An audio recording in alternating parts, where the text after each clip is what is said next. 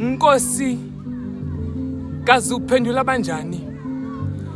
NKOSI KAZI UPHENDULA ABANJANI. Uneminyaka umama ehamba isonto ekhuleka. Azile ngisho ukudla khuleka khala inyembezi ekhulekela ingane zakhe ukuthi zibe nekusasa eliqhakazile imizini ezimoto zazo. Ngoba yena kazi walibhada esikoleni. Ebenza konke okusemandleni ukuthi sikhona ukuya esikoleni ngokuthi ahambe ecela itohe bambeka kule mizi. Ngamanye amalanga bomfica akhathele ngoba bekageza ingubo kule mizi. NKOSI KAZI UPHENDULA ABANJANI.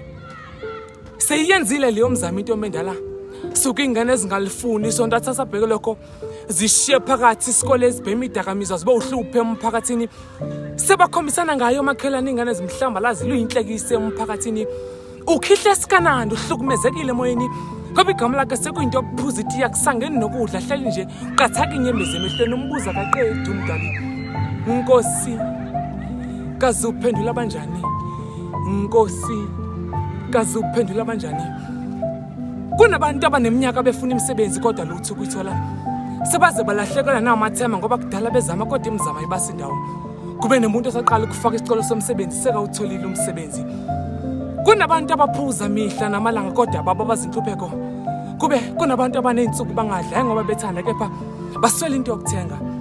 Kunengane namaphupho esifisa ukwafeza kodwa ifica ilele estradini ngoba abazali bashona sesencane zangalithola uthando uzagcina sesithatha istradi njengekhaya mihla namalanga zikhulekela impilo engcolo.